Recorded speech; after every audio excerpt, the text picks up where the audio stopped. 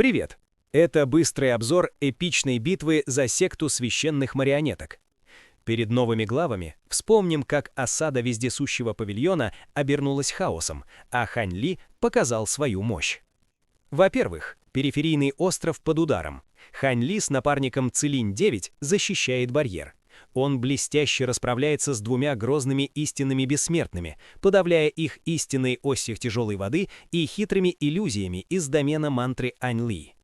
Во-вторых, тайная выгода. Хань Ли втихаря забирает редчайший 30-тысячелетний цветок духа чертополоха, идеальный недостающий ингредиент для пилюли дао времени. Добыча спрятана от всех глаз.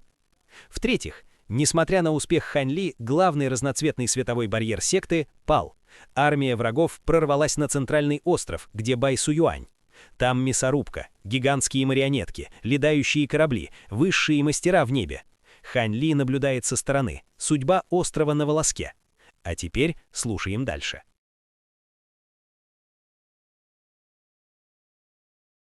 Глава 291. Подкрепление врага. Высоко в небе битва между самыми могущественными силами обеих сторон также достигла накала. Мечник по имени Лу Цзи стоял в воздухе, и его одеяние громко хлопало на ветру. Ци меча бурлила по всей площади более чем на 3 километра перед ним, и бесчисленные полосы света меча разных цветов сошлись в одном месте, образуя то, что, казалось, было прудом Ци меча в воздухе. Прямо напротив Лу Цзи находилась обширная полоса чистейшего белого света, в которой бесчисленные полупрозрачные проекции цветков снежного лотоса цвели пышным цветом, испуская цветочный аромат, который доносился далеко-далеко. В том месте, где эти два места соединялись, ци меча и цветочные проекции непрерывно сталкивались, посылая мощные энергетические колебания, распространяющиеся во всех направлениях. Как будто бесчисленные пары цветочных ножниц опустошали море цветов, но также казалось, что бесчисленные кристаллические цветы постоянно притупляют края цветочных ножниц. Это было довольно великолепное зрелище, но оно было столь же опасным, сколь и прекрасным, и любые культиваторы ниже стадии золотого бессмертного были бы разорваны на части, если бы оказались между парой сражающихся. Что касается самих двух сражающихся, то казалось, что они не делают ничего особенного, но на самом деле оба они быстро сжигали свою бессмертную духовную силу, и если бы у одной из сторон закончилась бессмертная духовная сила, она была бы немедленно подавлена массивом мечей или морем цветов, высвобожденным другой. Ты явно не член секты священных марионеток, так почему же ты готова зайти так далеко ради них? Мы можем дать тебе такую же компенсацию, как и секта священных марионеток. Если ты согласишься остановить свою руку помощи, ты будешь вознаграждена соответствующим образом, сказал Лу Цзи, продолжая управлять своим массивом мечей. Юнь не использовала свою маску гильдии странников, чтобы принять чрезвычайно соблазнительный женский облик, и она хихикнула. Такому сильному и красивому бессмертному меча, как ты, не нужно говорить о том, чтобы компенсировать мне что-то. Если ты согласишься войти в мой цветок снежного лотоса и хорошо провести со мной время, я даже буду готова развернуться и сражаться с сектой священных марионеток на твоей стороне, несмотря на свой беззаботный вид. Она на самом деле была довольно обеспокоена сложившейся ситуацией. Уровень силы ее противника был наравне с ее собственным, и если все будет продолжаться так, как сейчас, очень трудно сказать, каким будет исход этой битвы. Если ты не желаешь принять мою добрую волю, то ты можешь умереть. Холодно фыркнул Лу Цзи. Как только его голос затих, он сложил одной рукой странную ручную печать, а затем указал ею на рукоять своего меча, и меч тут же издал драконий рев. Пруд ци меча перед ним мгновенно начал бурлить, и вся ци меча объединилась, образуя радужного змея, который бросился прямо на Юнни. Юнни также переключилась на другую ручную печать, и из обширного поля цветков снежного лотоса перед ней поднялись бесчисленные белые лепестки, образуя цветочную волну, которая хлынула на надвигающегося змея из ци меча. Тем временем мужчина со шрамом по имени Сюй Хань находился в нескольких километрах отсюда, и из его рукавов непрерывно лился желтый свет, образуя серию желтых ореолов, которые летели прямо вперед. Желтые ореолы опустились на даосского священника-марионетку в сером одеянии, который взмахнул своим конским хвостом в воздухе, чтобы выпустить бесчисленные полупрозрачные белые нити, которые распространились по окружающей местности, как полупрозрачные стальные иглы, чтобы сдержать все желтые ореолы. В то же время марионетка другой рукой сняла серебряную тыкву, пристегнутую к ее поясу, прежде чем подбросить ее в воздух. Серебряная тыква тут же взмыла в небо, быстро увеличиваясь до размеров почти с дом во время своего подъема. Духовные узоры на ее поверхности также начали ярко светиться, когда изнутри раздались глухие раскаты грома. Сразу же после этого пробка тыквы была резко снята, и она выпустила поток серебряной молнии прямо на Сюйханя, осветив все небо серебряным сиянием.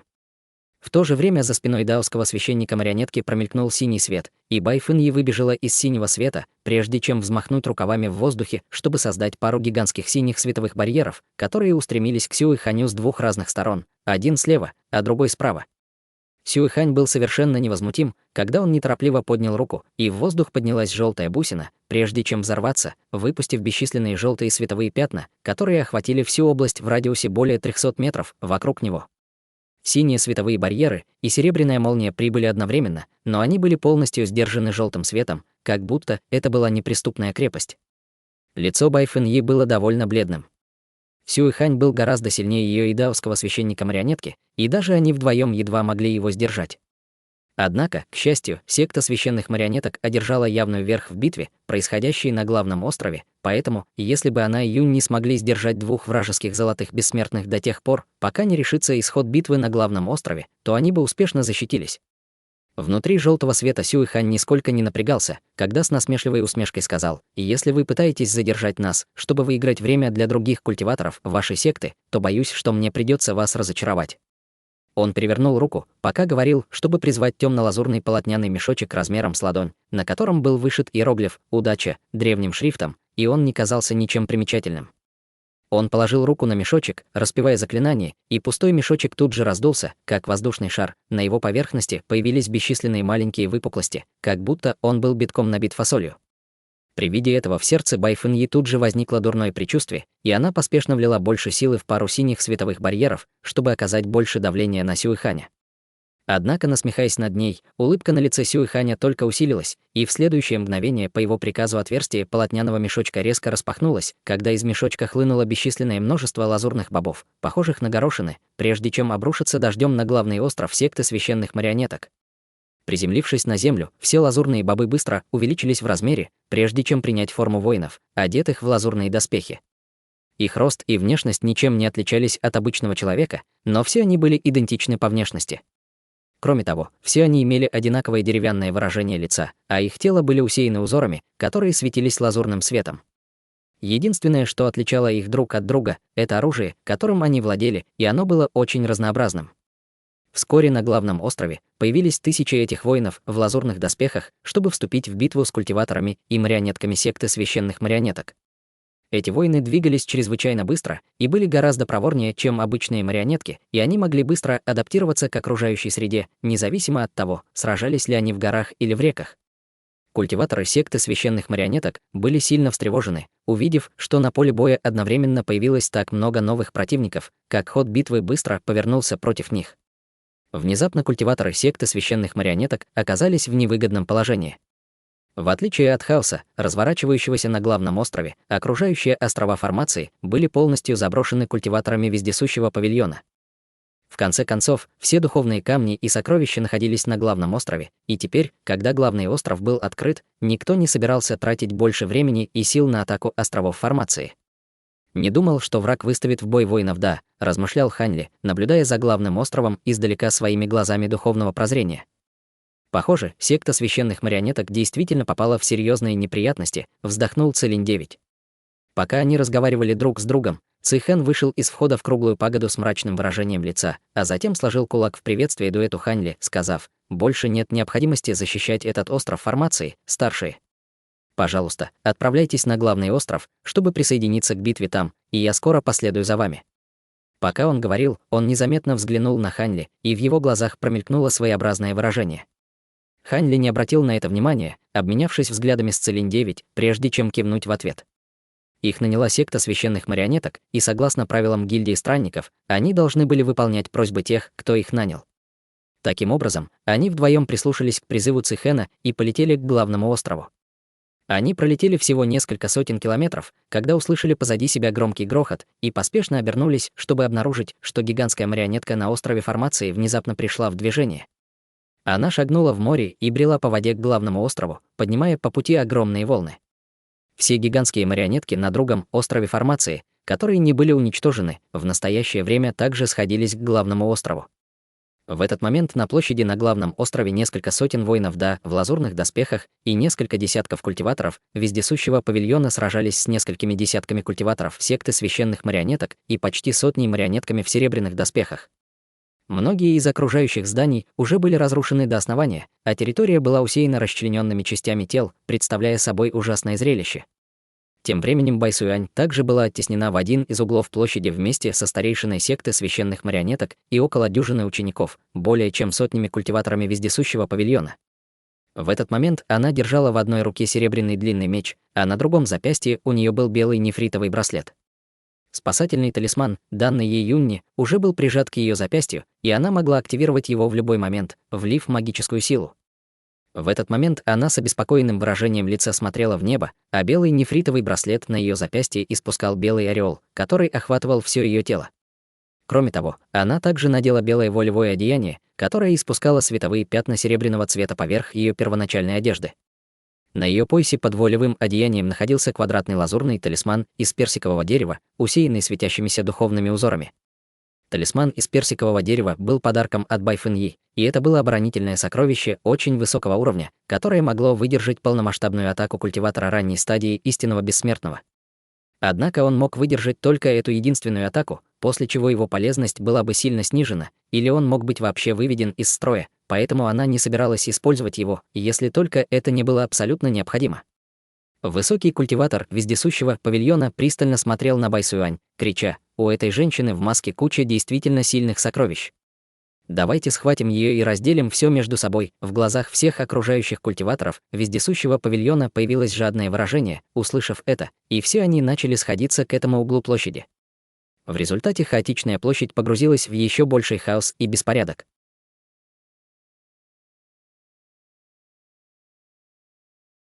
Глава 292. Спасение. Байсюань, окруженная культиваторами вездесущего павильона, сложила ручную печать и взмахнула мечом вверх.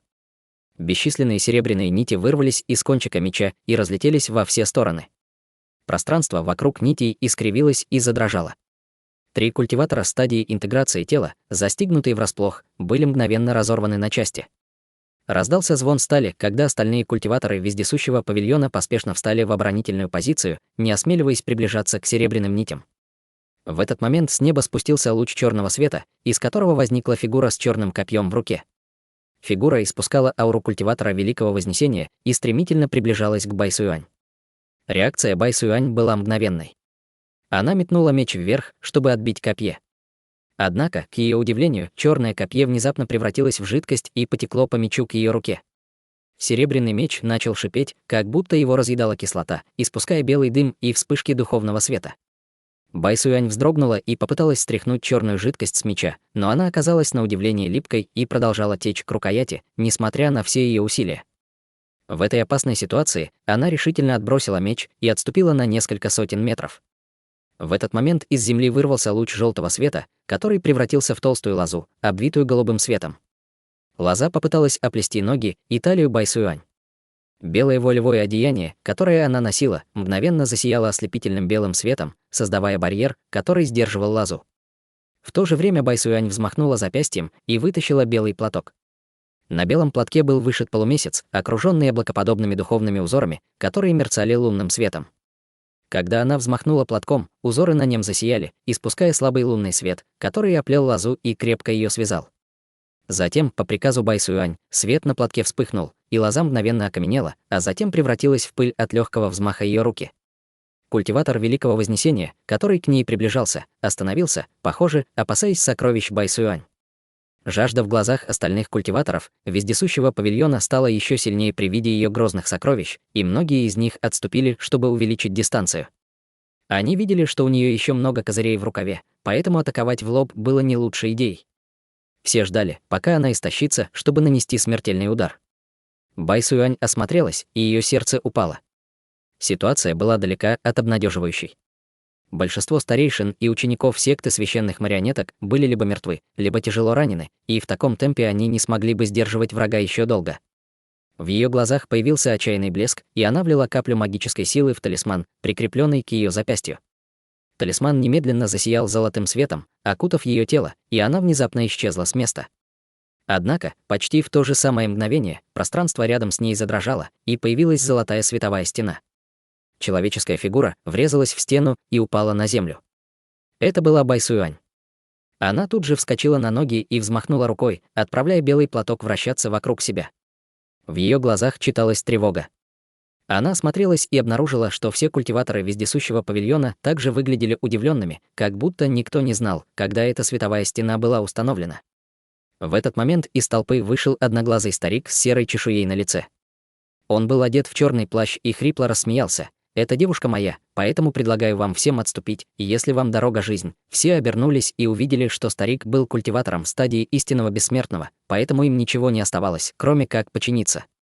Самые сильные культиваторы вездесущего павильона, присутствующие на площади, кроме старика, были только на стадии Великого Вознесения, поэтому никто не осмелился ему противостоять. Не каждый день увидишь кого-то с бессмертным телосложением лунного света. У меня есть метод двойного совершенствования, который идеально подходит для твоей конституции, усмехнулся старик, поглаживая подбородок и оценивающе разглядывая Байсюань похотливым взглядом. Байсюань невольно вздрогнула, чувствуя отвращение, и неосознанно сжала белый платок в руке. Старик облизнул губы при виде этого жеста и усмехнулся. «Сопротивляйся сколько хочешь. Не будет никакого удовольствия, если ты сдашься сразу». Как только его голос стих, он взмахнул запястьем, и из его рукава вылетел серый талисман, который мгновенно прилип к лбу Байсюань. Талисман двигался слишком быстро, чтобы она успела среагировать. Ее тело полностью парализовало, а циркуляция магической силы остановилась. Одноглазый старик с хитрой улыбкой протянул руку к Байсюань. Даже если бы он не получил никакой другой добычи в этой поездке, одна Байсюань уже была бы чрезвычайно ценным приобретением. Как раз в тот момент, когда его рука почти коснулась одежды Байсюань, в небе раздался громкий раскат грома, а затем с небес упал луч золотого света, который превратился в мерцающий золотой летающий меч. С громким стуком меч легко пробил золотую световую стену, не замедлившись ни на мгновение. Старик был сильно встревожен и поспешно отступил на несколько километров, оттолкнув по пути около десятка культиваторов вездесущего павильона и воинов в лазурных доспехах. Золотой меч с лязгом вонзился в землю, высвободив мощные ударные волны, которые отбросили Байсюань и всех окружающих ее культиваторов и марионеток. Сразу же после этого перед ней с неба спустились два луча света, которые оказались Ханьли и Целинь-9. Одноглазый старик увидел, что Ханьли и Целинь-9 были истинными бессмертными, не уступающими ему по силе, и немедленно сбежал, не осмеливаясь оставаться. Жалкий трус. Холодно фыркнул Целинь-9, поднимая свой золотой меч с 9 звездами и глядя на убегающего старика, но не собираясь его преследовать. Юнь все еще сражалась с Луцзи в небе, и, несмотря на напряженность битвы, она следила за главным островом. Как только она заметила, что Байсюань стала мишенью, она немедленно использовала секретную технику, чтобы передать сообщение Целинь-9, умоляя его защитить Целинь-11. Целинь-9 и Ханьли только что прибыли на главный остров, и, получив это сообщение от Юнни, он сразу понял, кто такая Целинь-11, и поэтому поспешил на площадь вместе с Ханьли, чтобы ее спасти. Ханьли взглянул на парализованную Байсюань, и хотя он уже догадался, что Целинь-3, скорее всего, Юнни, он все еще был немного озадачен тем, почему Байсюань отправилась на эту миссию, будучи всего лишь на стадии Великого Вознесения. Он поднял руку и легко провел ею по лбу Байсюань, высвободив вспышку голубого света, которая сняла серый талисман. Байсюань вздрогнула и слегка покачнулась, прежде чем устоять на ногах, освободившись от оков талисмана. Она немедленно подошла к Ханьли и Целинь-9, сложила кулак в приветствии и сказала «Спасибо, товарищи даосы». Ханьли и Целинь-9 просто кивнули в ответ, ничего не говоря. Окружающие культиваторы вездесущего павильона, естественно, не осмелились напасть на них, но воины в лазурных доспехах не имели таких ограничений и, уничтожив ближайших культиваторов секты священных марионеток, немедленно направились к Ханьли и Целинь-9. В мгновение Акханьли окружили более сотни воинов в лазурных доспехах, которые набросились на него со своим оружием. На кулаках Ханьли появились золотые чешуйки, когда он быстро закружился на месте, как волчок, одновременно нанося удары во все стороны, создавая множество золотых проекций кулаков. Ни один из воинов в лазурных доспехах не мог выдержать больше одного удара, взрываясь на куски при контакте с любой из золотых проекций. Обломки уничтоженных воинов разлетались, как шрапнель, пробивая большие дыры в телах тех, кто еще не был уничтожен. На первый взгляд Ханьли определил, что физическая конституция этих воинов в лазурных доспехах примерно соответствовала конституции золотых воинов Да, с которыми он сражался в прошлом, но эти были быстрее и проворнее. В то же время эти воины, казалось, обладали большей жизненной силой, продолжая атаковать, не замедляясь, даже если их тела были сильно повреждены. Ханьли продолжал уничтожать надвигающихся воинов, но в его глазах читалось разочарование. Эти воины были всего лишь обычными образцами, и среди них не было первичных бобов. В противном случае у него был бы еще один первичный боб для посадки. Примерно через 2 часа количество людей на площади не только не уменьшилось, но и увеличилось, а лучи света быстро сходились со всех сторон. Секта священных марионеток находилась в отчаянном положении, и все ее оставшиеся силы сходились к площади на главном острове.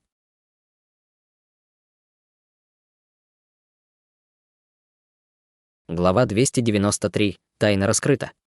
Раздался глухой грохот, когда гигантская марионетка высотой почти 3 километра перешагнула через гору, расположенную перед площадью, и, шатаясь, двинулась сквозь толпы воинов в лазурных доспехах к площади. Было ясно, что путешествие было довольно тяжелым, поскольку многие части ее огромного тела были сильно повреждены. На груди зияла огромная дыра, а большой кусок гигантского серебряного клинка, которым она владела, также отсутствовал.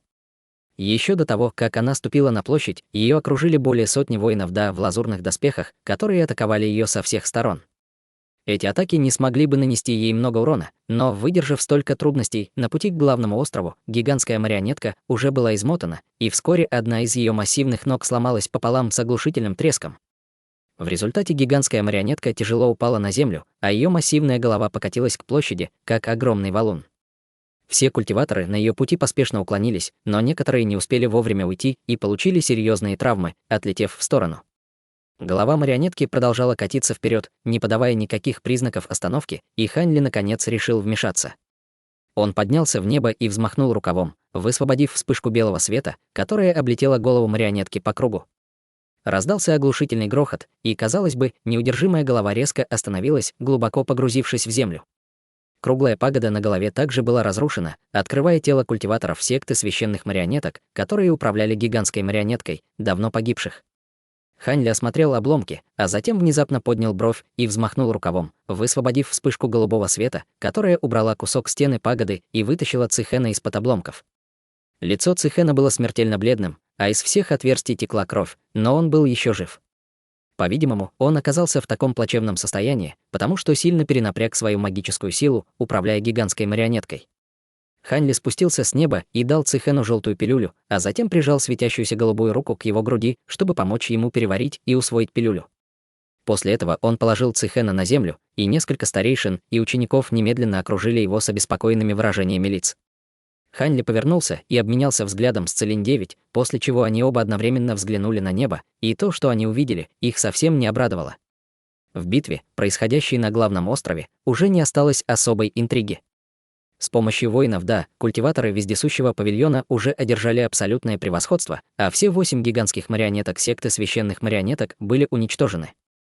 Кроме того, более половины из культиваторов истинного бессмертного были либо мертвы, либо ранены, а несколько культиваторов гильдии странников также пропали без вести, поэтому они либо сбежали из битвы, либо тоже погибли. Другими словами, если у секты священных марионеток не было больше козырей в рукаве, битва закончится еще до того, как решится исход битвы между золотыми бессмертными в небе. В этот момент в небе вспыхнул желтый свет, послав во все стороны ужасающие ударные волны и порывы свирепого ветра, охватившие несколько сотен километров. Затем с неба летела белая фигура, падая на площадь. Вслед за белой фигурой с неба спустилась голубая фигура, которая поспешно поймала белую фигуру с болью на лице, прежде чем та рухнула на землю. Белой фигурой оказалась марионетка даосского священника, которая ранее сражалась вместе с Бай Фэньи, и ее сбили с неба после того, как она защитила ее от особенно жестокой атаки Сюэханя. Ханли взглянул на марионетку и обнаружил, что свет в ее глазах полностью погас, а ее тело не испускало никаких духовных колебаний. Кроме того, в центре ее груди зияла большая дыра, что ясно указывало на то, что ее ядро было полностью уничтожено. Мрачное выражение промелькнуло в глазах Бай Фэньи, когда она убрала марионетку, а затем быстро направилась к Бай Сюань. Бай Сюань немного поколебалась, прежде чем подойти к Бай Фэньи, и Ханли был довольно озадачен, увидев это. Существует ли какая-то связь между ними? Подумал он. «Ты в порядке?» Спросила Бай Фэньи. Бай Сюань кивнула в ответ и указала на Ханли и Целинь-9, «Я в порядке. Эти 2 товарища даоса из нашей гильдии странников спасли меня в самый последний момент». Бай Фэньи посмотрела на Ханли и Целинь-9, услышав это, а затем слегка кивнула им.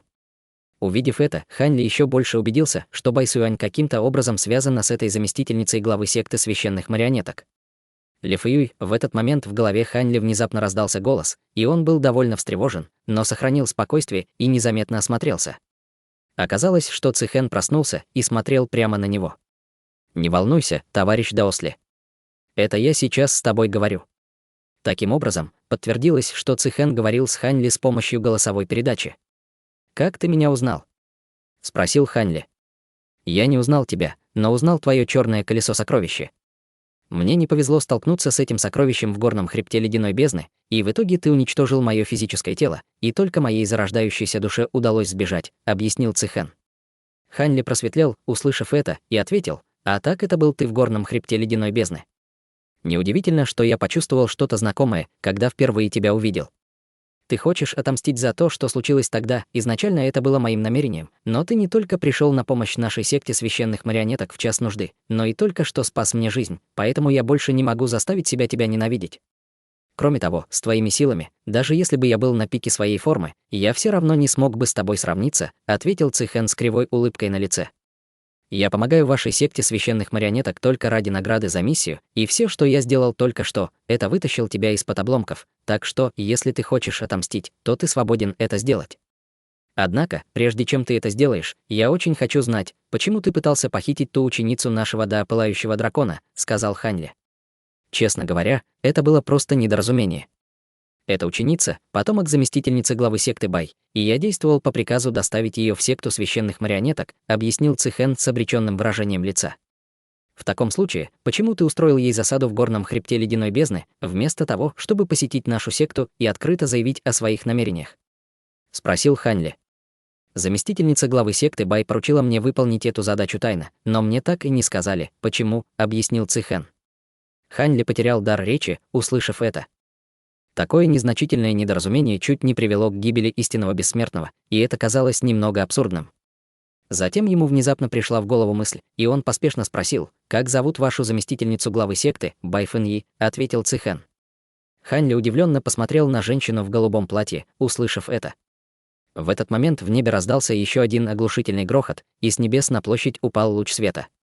Когда луч света приземлился, открылась Юнни.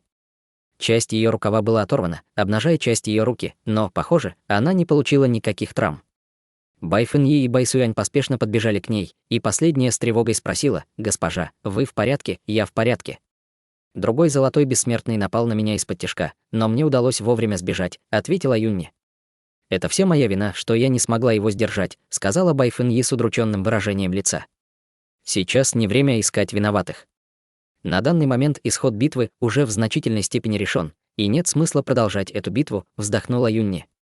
«Главный остров секты священных марионеток сам по себе является механической формацией, и если станет совсем плохо, я активирую формацию и взорву весь главный остров, чтобы он затонул на морском дне. Я не позволю этим ублюдкам ничего получить», — холодным голосом заявила Бай Фэньи. «Если бы тот трус согласился пойти со мной, мы бы сейчас не оказались в такой ситуации. Какой же он глупый ублюдок. Он так долго прожил, но все еще глупее собаки. Даже спустя столько времени он все еще зациклен на каких-то незначительных вещах», — проворчала Юнни, и в ее глазах промелькнула тень недовольства. Услышав это, Бай Фэньи слегка улыбнулась. «Довольно редко можно услышать, как ты ругаешься, госпожа. Я думала, что после моего ухода у вас двоих появится возможность быть вместе, но, увы, ее улыбка постепенно угасла, и в конце концов она не смогла сдержать печального вздоха. Ты единственная, кто не сделал ничего плохого во всей этой истории, но тебе пришлось понести все последствия, и это крайне несправедливо по отношению к тебе. Независимо от того, что произойдет здесь сегодня, я позабочусь о том, чтобы вы обе смогли благополучно сбежать», — решительно сказала Юнни. Бай Фэньи покачала головой в ответ. «Я в большом долгу перед сектой священных марионеток и ее главой, поэтому я определенно не могу уйти в такое время. Просто возьми Сюань с собой, когда уйдешь. Теперь, когда я ее встретила, я покидаю этот мир без сожалений». Услышав это, Бай Сюань встревожилась и уже собиралась возразить, когда сверху спустились Лу Цзи и Сюй Хань, паря высоко в небе и глядя на всех холодными взглядами. С появлением на сцене самых сильных бойцов с обеих сторон битва, происходящая на главном острове, постепенно прекратилась. Все оставшиеся культиваторы секты священных марионеток окружили Бай Фэньи, в то время как культиваторы вездесущего павильона не осмелились подойти слишком близко к Бай Фэньи и Целинь-3, поэтому они окружили всю площадь вместе с воинами в лазурных доспехах.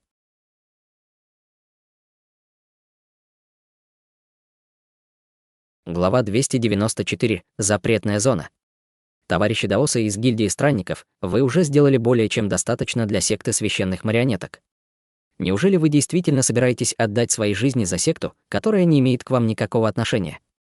Если вы уйдете сейчас, мы вас не остановим, заявил Сюэхань громовым голосом, который был слышен по всему главному острову. Сердце Байфэньи слегка упало, услышав это, а остальные члены гильдии странников начали неуверенно переглядываться.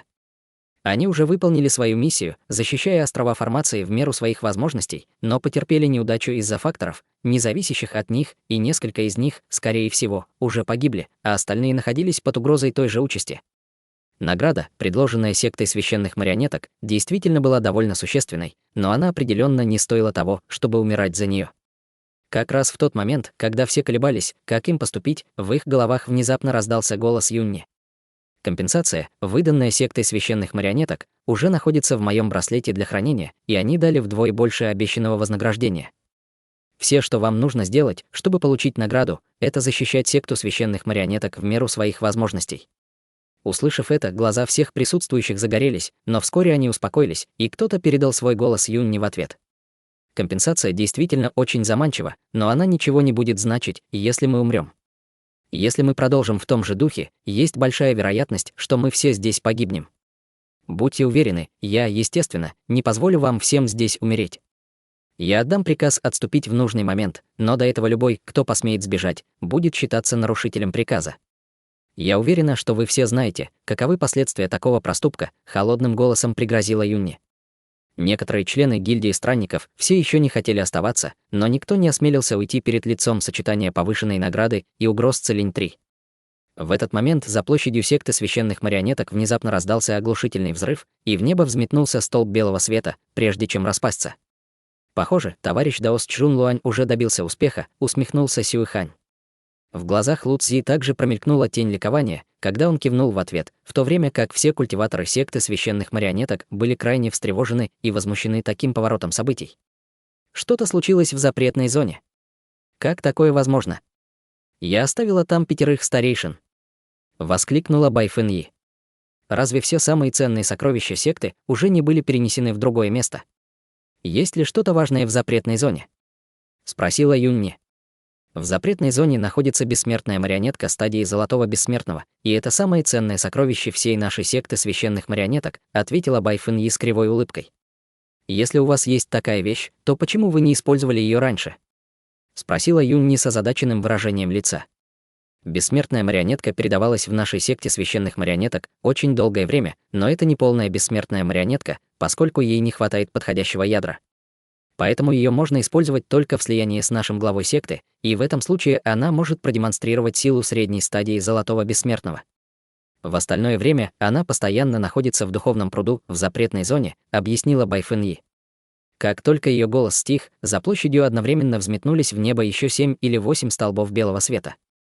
Ограничения в запретной зоне вот-вот будут разрушены, встревоженное выражение появилось на лице Байфэньи, и она уже собиралась полететь в том направлении, когда ее остановила Юнни.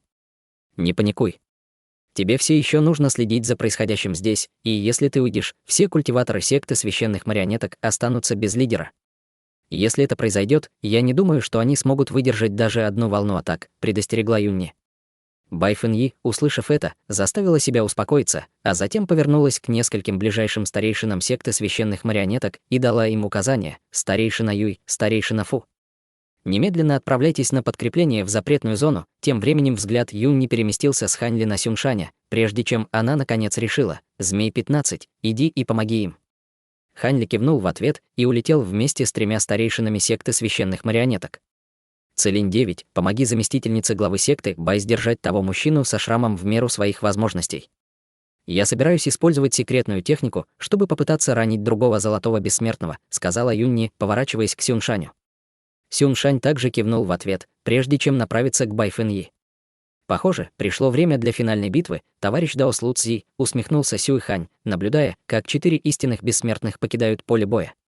Затем он повернулся к культиваторам вездесущего павильона и воинам Да в лазурных доспехах внизу и крикнул: «Все, победа близка!». В атаку его заявление было встречено громким боевым кличем, когда все культиваторы вездесущего павильона ринулись к центру поля боя, и с этого начался заключительный этап битвы. Тем временем в хорошо скрытой долине за площадью на главном острове непрерывно раздавались оглушительные взрывы. Когда Хань Ли и остальные прибыли к долине, они увидели 8 столбов белого света, устремляющихся прямо в небо, образуя наверху вихрь белого света. Формация уже прорвана. Возможно, враг уже проник в запретную зону. Обеспокоенно сказал старейшина секты священных марионеток с седыми волосами и бородой. «Мы должны немедленно войти в долину», — срочно крикнул другой пожилой мужчина в лазурном одеянии. Четверо немедленно полетели в долину, и по пути им встретились опрокинутые горы, разорванные реки, поваленные деревья и бесчисленные тела учеников и старейшин секты священных марионеток. Старейшина Лу, пожилой мужчина в лазурном одеянии, летевший впереди, внезапно вздрогнул, и на его лице появилось страдальческое выражение. Все посмотрели вниз и увидели, что полный старик с добродушным лицом был пригвожден к скале впереди длинным мечом. Этот человек был никем иным, как ближайшим другом пожилого мужчины в лазурном одеянии в секте. Однако времени остановиться и погревать не было, и все продолжили лететь к тому месту в долине, откуда поднимались столбы света. Вскоре они достигли конца долины, где их ждал водопад высотой более 300 метров. Водопад низвергался сверху, разбрызгивая воду во все стороны и образуя в воздухе ряд радуг, похожих на арочные мосты. Под водопадом находился большой зеленый пруд, в котором располагался восьмиугольный белый каменный алтарь, и именно оттуда поднимались 8 столбов белого света. За пределами пруда все еще шла битва. Высокий пожилой мужчина, все тело которого было залито кровью, сражался вместе с восьмирукой марионеткой против 3 культиваторов вездесущего павильона, и было ясно, что пожилой мужчина не сможет продержаться еще долго. Вокруг них были разбросаны останки около десятка культиваторов и марионеток секты священных марионеток, все они были в ужасном состоянии. Из 3 культиваторов вездесущего павильона только один был на стадии истинного бессмертного, а 2 других были на стадии Великого Вознесения, поэтому они были крайне встревожены прибытием 4 вражеских истинных бессмертных и поспешно взглянули на вихрь вверху. Пожилой мужчина в лазурном одеянии был в ярости и немедленно бросился к одному из культиваторов вездесущего павильона, который взмахнул малиновой алебардой, высвободив полосу малинового света, которая устремилась прямо к горлу пожилого мужчины в лазурном одеянии. В то же время он сложил другой рукой странную ручную печать, и его тело покрылось слоем малинового света. «Ты не уйдешь!» Яростно взревел пожилой мужчина в лазурном одеянии, а затем отбил алебарду своим длинным мечом. Из лезвия меча вырвалась вспышка голубого света, которая мгновенно удлинилась на несколько метров и обезглавила культиватора вездесущего павильона. В то же время пожилой мужчина в лазурном одеянии взмахнул другим рукавом, высвободив вспышку пламени, которая охватила голову его противника и сожгла ее дотла вместе с его зарождающейся душой. 2 других культиваторов вездесущего павильона, увидев это, не осмелились больше медлить и поспешно разбежались в разные стороны. Один из них смог пролететь всего около 300 метров, прежде чем его прижал к земле гигантская марионетка льва. Что касается единственного истинного бессмертного из этой троицы, то все его тело было окутано слоем туманного звездного света, и одним ударом он смог отбросить стоявшего у него на пути старейшину секты священных марионеток, после чего подпрыгнул на 3 километра в воздух, чтобы сбежать из долины. Все уже собирались броситься в погоню, когда высокий пожилой мужчина внезапно споткнулся и начал падать вперед. Хань Ли немедленно оказался рядом со старейшиной, чтобы поддержать его, но при этом смотрел в ту сторону, куда сбежал истинный бессмертный вездесущего павильона, с особым выражением лица. Тело высокого пожилого мужчины было изуродовано более чем 100 ран, достаточно глубоких, чтобы обнажить кости, и ни одно место на его теле не было свободно от крови. Однако он не обращал внимания на тяжесть своих собственных ран, указывая дрожащим пальцем на вихрь в небе и говоря срочным голосом: «Скорее! Идите!» Кто-то уже проник в запретную зону. Услышав это, выражение лиц 3 старейшин секты священных марионеток резко изменилось. Пожилой мужчина в лазурном одеянии пронзил мечом голову культиватора вездесущего павильона, придавленного гигантским львом-марионеткой, уничтожив также его зарождающуюся душу, а затем вернулся к высокому пожилому мужчине и дал ему пилюлю. Приняв пилюлю, пожилой мужчина наконец не смог больше сохранять сознание и рухнул на землю. Тем временем сильно изувеченная восьмирукая марионетка, спотыкаясь, подошла к пожилому мужчине и развалилась на груду металлолома. Пожилой мужчина в лазурном одеянии немного поколебался, а затем подошел к Хань Ли и сказал: «Товарищ Даос из гильдии странников, не могли бы вы пойти за тем, кто только что сбежал? Неважно, сможете ли вы его убить или нет, просто убедитесь, что он не вернется сюда». Хань Ли взглянул на вихрь в небе и понял, что 3 старейшины собираются войти в запретную зону, чтобы преследовать злоумышленника. Как постороннего, его, естественно, не могли пустить в запретную зону, и поэтому его решили отвлечь. Подумав об этом, он кивнул в ответ. Конечно. После этого он исчез с места, улетев в виде полосы света. После его ухода пожилой мужчина в лазурном одеянии повернулся к двум своим товарищам и сказал: «Оставьте снежного льва-марионетку присматривать за старейшиной Фаном. Мы должны немедленно войти». Двое других старейшин кивнули в ответ, и все трое вместе влетели в вихрь в небе. Тем временем Хань Ли только что вылетел из долины, как вдруг остановился. Он завис в воздухе и осмотрелся, а затем с легкой улыбкой на лице полетел к лесу за пределами долины.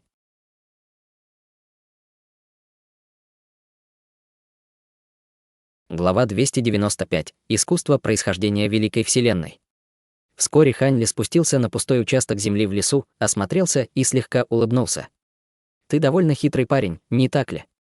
Ты ждешь, пока битва в секретной зоне закончится, в идеале, чтобы обе стороны уничтожили друг друга, чтобы ты мог пробраться обратно и собрать добычу», размышлял Хань Ли, глядя на огромное дерево в нескольких километрах от него. Как только его голос затих, из-за дерева медленно вышла внушительная фигура. Это был никто иной, как культиватор истинного бессмертного, который ранее сбежал. «Неразумно с твоей стороны преследовать меня сюда в одиночку, товарищ Даос», усмехнулся здоровяк, сжимая руки в кулаки. В то же время в его теле раздался треск и щелчки, и он внезапно заметно вырос. «Если бы я не пришел один, ты бы, скорее всего, не показался так легко», усмехнулся Хань Ли. Он сделал шаг назад, принял непринужденную боевую стойку и посмотрел на здоровяка. «Ты звучишь очень уверенно», здоровяк молниеносно бросился вперед, в мгновение оказавшись не далее, чем в 300 метрах от Хань Ли, и нанес жестокий удар. На его груди и животе появились 7 синих звездочек, а его рука значительно утолщилась. Его кулак также стал полупрозрачным, как нефрит, и с огромной силой несся по воздуху, оставляя за собой след из ряби, видимый невооруженным глазом. Хань Ли поднял бровь, и его руку покрыл слой золотых чешуек. Из суставов его кулаков раздался металлический скрежет, когда он встретил кулак здоровяка своим собственным ударом. Раздался оглушительный грохот, и во все стороны вырвалась невероятно мощная сила, подняв свирепые порывы ветра, которые пронеслись сквозь многие окружающие деревья, повалив их на землю, в то время как бесчисленные щепки и ветки разлетелись по воздуху. Здоровяк отлетел назад, а приземлившись, сделал около 10 шагов, прежде чем устоять на ногах. Тем временем Хань Ли не отступил ни на шаг, и на лице здоровяка появилось удивленное выражение, когда он воскликнул: «Ты тоже небесный бессмертный, почему ты так удивлен?» С улыбкой спросил Хань Ли. «Неудивительно, что ты осмелился так непринужденно обмениваться со мной ударами. Похоже, я был слишком беспечен», размышлял здоровяк. Небесный бессмертный обычно мог получить значительное преимущество, если бы ему удалось приблизиться к культиватору того же уровня совершенствования, но, конечно же, это не относилось к случаю, если другой человек также был небесным бессмертным. «Похоже, ты не выложился на полную силу в том ударе. Как насчет того, чтобы показать мне свою полную силу?» — спросил Хань Ли. Поняв, что Хань Ли также является небесным бессмертным, высокомерное отношение здоровяка полностью исчезло, и он ответил более мягким тоном: «Если ты хочешь увидеть мою полную силу, то я с радостью ее продемонстрирую». Как только его голос затих, 7 синих звездочек на его груди и животе появились снова, но сразу же после этого на его плечах, руках и талии появились еще звездочки синего света. К его удивлению, Хань Ли смог насчитать 18 звездочек на теле здоровяка, и это не считая тех, которые могли быть на его спине. Он слегка нахмурился и на этот раз не стал пассивно ждать атаки здоровяка. Вместо этого он сделал шаг вперед, и его руку покрыл слой золотых чешуек, а на его теле также появились 7 синих звездочек. «Это искусство происхождения большой медведицы», — воскликнул здоровяк, увидев это. Однако ни один из них не собирался останавливаться, и они обменялись еще одним ударом с оглушительным грохотом. Огромное облако пыли поднялось во все стороны, и все деревья в радиусе почти 3 километров были полностью уничтожены, открыв огромную бесплодную территорию вокруг двух бойцов.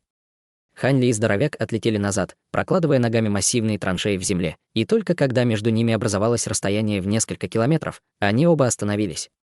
Хань Ли выпрыгнул из траншеи под ногами, зависнув в воздухе, посмотрел на здоровяка и спросил: «Хочешь продолжить, товарищ Даос?» Здоровяк остался стоять на месте, не двигаясь, и прямо над ним появилось массивное черное колесо, которое быстро вращалось, высвобождая грозные колебания закона.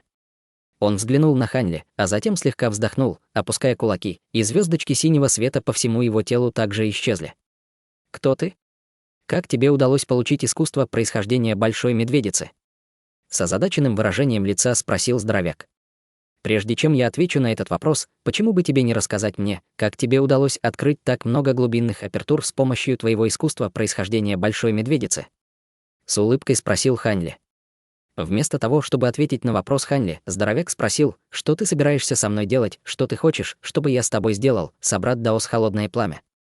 Парировал Ханли с помощью голосовой передачи. Здоровяк вздрогнул, услышав это, и на его лице появилось недоверчивое выражение. Только после того, как он долго смотрел на Ханли, он спросил с помощью голосовой передачи: «Ты, товарищ Даос Ханли, ты умный человек, собрат Даос Холодное Пламя». Ханли не пытался отрицать свою личность. По правде говоря, искусство происхождения Большой Медведицы — это искусство совершенствования, которое я случайно получил в одном из древних руин, и я не думаю, что оно передается где-либо еще. Поэтому мои шансы встретить кого-то еще, кто также использует это искусство совершенствования, ничтожно малы. Более того, я почувствовал что-то знакомое в тебе, и это привело меня к выводу, что ты товарищ Даос Ханли. Однако я не думал, что ты достигнешь средней стадии истинного бессмертного так скоро после своего вознесения. Скорость твоего прогресса поистине поразительна, вздохнул патриарх Холодное Пламя.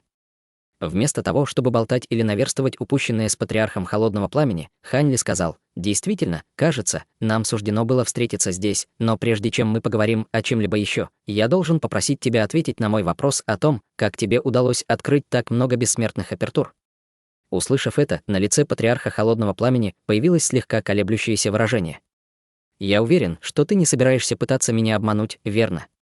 Ты уже видел, насколько грозно мое духовное чутье, и мы вроде как знакомые, так что не заставляй меня использовать на тебе технику поиска души», многозначительно предупредил Ханли. Патриарх Холодного Пламени взглянул на истинную ось тяжелой воды, которая висела над его головой, а затем взял себя в руки и ответил: «Я бы не посмел пытаться обмануть тебя, товарищ Даос Хань. По правде говоря, искусство происхождения Большой Медведицы, которое ты совершенствуешь, связано с искусством совершенствования тела, которое я случайно получил в одном из руин. После того, как я овладел искусством совершенствования, я составил его упрощенную версию для совершенствования потомками моей секты. В таком случае, как называется полное искусство совершенствования, которое ты обнаружил?» — спросил Ханли, поднимая бровь. «Оно называется искусство происхождения Великой Вселенной. Ты можешь получить его копию, если хочешь». Говоря это, патриарх Холодного Пламени перевернул руку и достал серую каменную плиту, а затем без колебаний протянул ее Ханли. Ханли сделал хватательное движение, высвободив вспышку голубого света, которая окутала каменную плиту, и только убедившись, что с плитой ничего не сделали, он подтянул ее к себе и внимательно осмотрел. Каменная плита была размером примерно с человеческую ладонь, и с обеих сторон на ней был выгравирован крошечный старинный текст. Ханли некоторое время рассматривал каменную плиту, а затем его брови слегка нахмурились, и он спросил: «Если я не ошибаюсь, искусство совершенствования, записанное на этой каменной плите, неполное, верно? Боюсь, с этим ничего не поделать, товарищ Даос. Мне удалось получить только половину искусства происхождения Великой Вселенной, рискуя своей жизнью в тех руинах, и у меня нет другой половины», поспешно объяснил патриарх Холодного Пламени. Ханли видел, что он, похоже, не лжет, поэтому перевернул руку и достал нефритовый жетон, прижал его к каменной плите и сложил ручную печать. Через несколько секунд копия искусства совершенствования была сделана. После этого он взмахом руки убрал свою истинную ось тяжелой воды, но вместо того, чтобы вернуть каменную плиту патриарху Холодного Пламени, он бросил ему нефритовый жетон. Выражение лица патриарха Холодного Пламени осталось неизменным, когда он наблюдал, как Ханли убирает каменную плиту в свой браслет для хранения, а сам поймал брошенный ему нефритовый жетон. «Ты убил кучу людей на острове, так что, я уверен, ты уже собрал немалую добычу, верно? Я советую тебе немедленно покинуть остров. Поражение секты священных марионеток уже предопределено, но неизвестно, насколько жестокой может быть ее месть в последние минуты, поэтому тебе не стоит оставаться», — посоветовал Ханли. «Спасибо за совет, товарищ Даос, я как раз собирался уходить», — сказал патриарх Холодного Пламени, складывая кулак в приветствие. Действительно, он планировал уйти после этого набега на запретную зону. Кроме того, как только секта священных марионеток будет уничтожена, культиваторы вездесущего павильона выполнят свою миссию и больше не будут связаны вездесущим павильоном. Даже если бы битва не началась немедленно, неизбежно возникла бы борьба за сокровища и ресурсы, поэтому уход до этого избавил бы патриарха Холодного Пламени от больших неприятностей. Ханли многозначительно посмотрел на патриарха Холодного Пламени. Еще в царстве духовной сферы он считал патриарха Холодного Пламени довольно проницательным и хитрым человеком, который был более приспособленным, чем местные бессмертные Северного ледникового региона. Эта мысль промелькнула у него в голове лишь на мгновение, прежде чем он повернулся и полетел обратно к запретной зоне. Патриарх Холодного Пламени смотрел на удаляющуюся фигуру Ханли, так крепко сжимая нефритовый жетон в руке, что кончики его пальцев слегка побелели. Только после того, как Ханли полностью исчез из виду, он с облегчением вздохнул и пробормотал себе под нос: смерть была слишком близко. Почему я должен был столкнуться именно с ним? Слава богам, мне удалось выйти из этой ситуации невредимым. Мне действительно нужно быть осторожнее, когда я буду брать такие миссии в дальнейшем. После этого он убрал нефритовый жетон, взмахом рукава вызвал серебряный летающий корабль, запрыгнул на него и улетел.